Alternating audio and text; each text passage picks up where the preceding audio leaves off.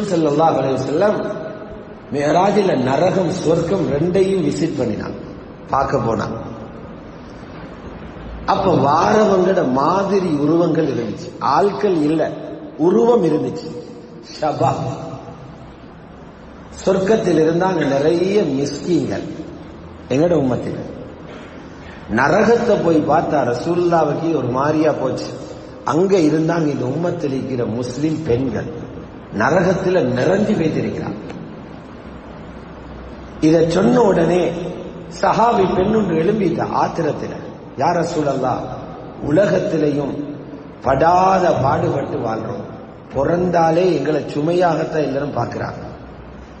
பெண்ணொன்று பிறந்தாலே வாப்பா சுமையாக பார்க்கிறாங்க, எங்களுடைய எல்லாமே கஷ்டம், அங்கேயும் எங்களையா போட்டு சொல்றாங்க. ஆத்திரம் தானே.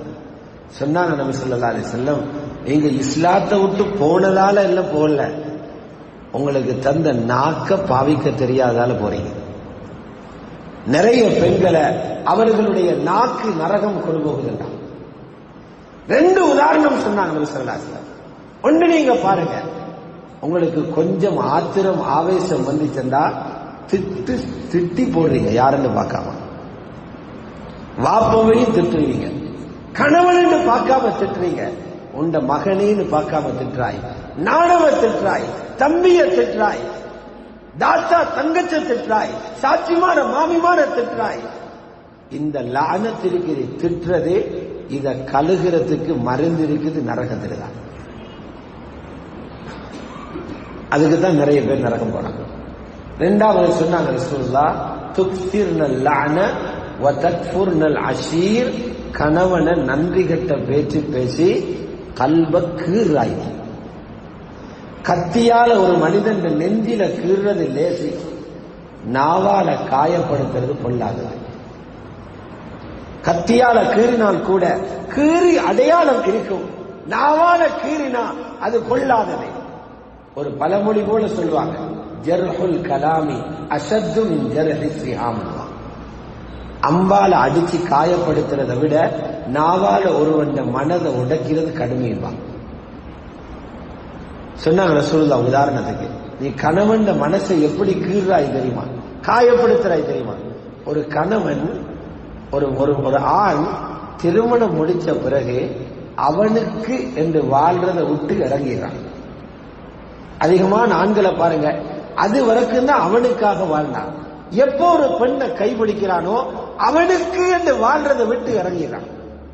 காலையில எந்த நாளும் தொழிலுக்கு போவான், மழை பெய்ஞ்சாலும் போகணும், வெயில் அடிச்சாலும் போகணும். அங்கு போய் முதலாளியில அலட்டல் வேற, வாரவன் எல்லாம் மூஞ்சில பாஞ்சி விடுவான், காய்ச்சலோடையும் போகணும்.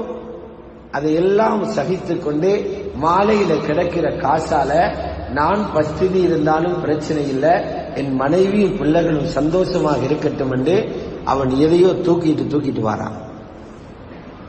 ஒரு நாள் 2 நாள் அல்ல, சிலர் 10 வருஷம் இருந்தாங்க, 20 வருஷம் இருந்தாங்க, 30 வருஷம் இருந்தாங்க, 40 வருஷம் இருந்தாங்க. நீ வீட்டில இருந்து அதையெல்லாம் அனுபவிச்சுக்கிட்டு இருந்தாய். இப்ப அவனால ஏதோ ஒரு தவறு நடந்துருச்சு, அல்லது நோயாளியாகி வீட்டிலே அவன் முடங்கி இருக்கும் நேரத்தில் நாவு கூசாம சொல்றாளாம், மா ரஅய்து மின்க கைரன் கத், உங்களால ஒரு நலவும் எங்களுக்கு நடந்தது இல்லைங்கிறான். 40 வருஷம் உனக்காக அவன் பட்ட பாட்ட ரப்பு பார்க்கிறான். அந்த 40 வருஷத்துல தியாகத்தை ஒரு வார்த்தையால குலைக்கிறாயே, இந்த நாவை கழுகிறது நரகம் போறீங்க. சஹாபா பெண்கள் எழுப்பி கேட்டாங்க, யா ரசூலல்லாஹ், அல்லாஹ்வுடைய தூதரே, நீங்க இதை சொல்றதுக்கு முன்னால எங்களாலேயும் இப்படியான தவறுகள் நடந்திருக்குது, நாங்க என்ன செய்யணும்? இப்ப சொன்னாங்க, உங்களுக்குரிய பரிகாரம் சதகா கொடுங்க, தஸத்தக்ன அல்லது இத்தகுன்னார வலவு பிஷிக்கி தம்ரா, ஈச்சப்பழ கீத்து மட்டும்தான் இருக்குது, அதையாவது தர்மம் செய்து நரக நெருப்பில் இருந்து உங்களை பாதுகாத்துக்கும்.